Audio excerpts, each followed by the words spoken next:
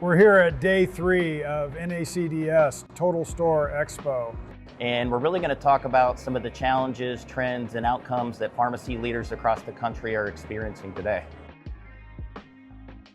Pharmacy deserts are popping up. I think 4 pharmacies are closing down every single day, so prescription volume is growing in double digits. Labor pressures, 70% of pharmacies see labor as a concern for both technicians and pharmacists, and then the inflationary costs that are driving cost to fill through the roof. So those are the 3 challenges that are most common. The trend is centralized fulfillment. So a lot of folks are going from a decentralized model to a centralized model, leveraging automation to be able to free up their staff, drive down cost to fill by 70, 80, 90%, and then really provide a better patient experience overall. A lot of the conversations I've had is really going around with the wider range of the volumes that our clients are looking at to put into a central fill pharmacy.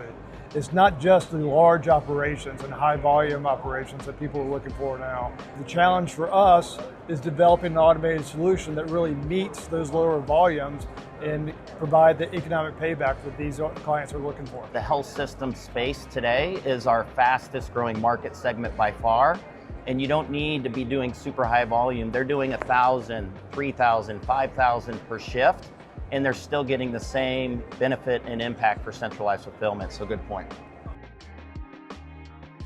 Workforce challenges are experienced by 70% of the pharmacies across the country, and the goal with automation is really not to replace your most valuable asset, it's to free up their time, automate the manual tasks that they're doing day to day, so that we can save thousands, if not tens of thousands of hours that can be redeployed in patient-facing activities. So what we're seeing is just being able to leverage automation really frees up the pharmacists so they can practice at the top of their license, and now they can do MTM, immunization, vaccination programs, counseling to really have a stronger impact on patient experience and outcomes.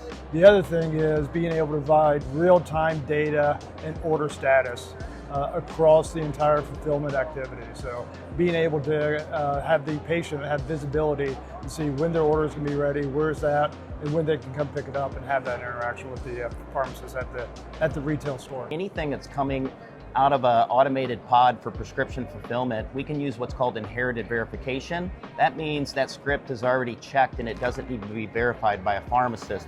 So that really offsets additional pharmacist hours, so again, it can be redeployed back into the patient. Patients really want to be met where they want to be met from a prescription delivery perspective. So if you think about centralized fulfillment, the market of pharmacy, there's pickup behind the retail counter, there's going to be home delivery and mail, which we're seeing a trend for expanded access based on pharmacy deserts and convenience. And then we're also seeing a trend around prescription pickup kiosks that gives you 24 access to be able to pick up your order without waiting in line.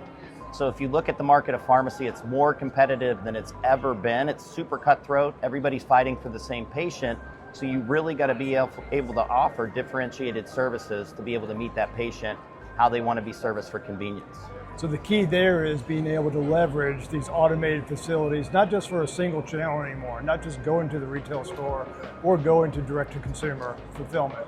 Making an omni-channel or multi-channel for a facility and operation that can handle that shift as things move from pickup at the store to DTC or back and forth, and have that flexibility in the operation and being able to meet every channel you have at a single facility and leveraging the infrastructure you built for all those channels.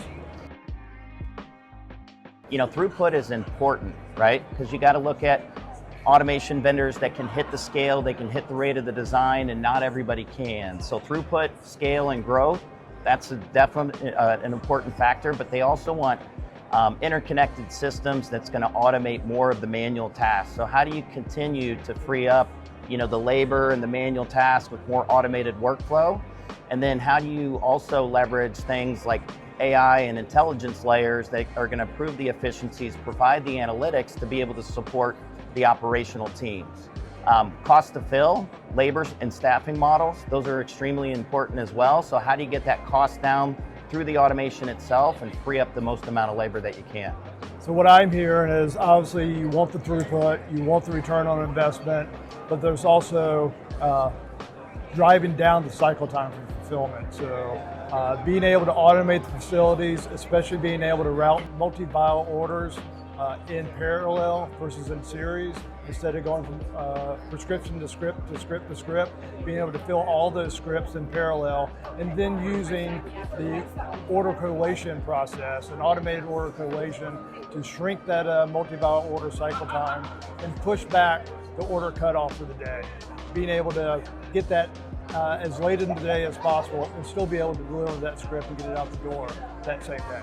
People are looking for trust, credibility, and proven solutions. So they don't want to be, sold futures. They want deployed automation that's in real time that they're actually going to buy. So they want to see sites already using the technology before they make that type of investment. It's becoming more connected. It's becoming smarter. It's leveraging things such as AI and intelligence layers to make processes more efficient, to automate more manual tasks, and again, have the least amount of staff there in the operation to drive down that cost to fill. If you look at traditional, centralized fulfillment systems today, they leverage smart conveyor networks. I think AMRs are going to come into play. Small little robots that are driving around, the different steps in fulfillment from one step to the next really kind of frees up and opens up the space for expansion. The last thing is, instead of providing analytics and data to the operational team to make the decision, they want software and intelligence that's actually predicting what's going to happen next, so the automation is self-adjusting before the bottlenecks occur. The scalability, the flexibility, the modularity of these automated solutions are going to be a key driver to their implementation going forward. So we don't know what the next GLP-1 type event is. We don't know what the next COVID type event is. Central pharmacies aren't known to have a lot of seasonality, but they do have these unknown events that are coming up, and the systems and the equipment and the infrastructure that are put into place have to be able to adopt this, be able to change for what comes next out there.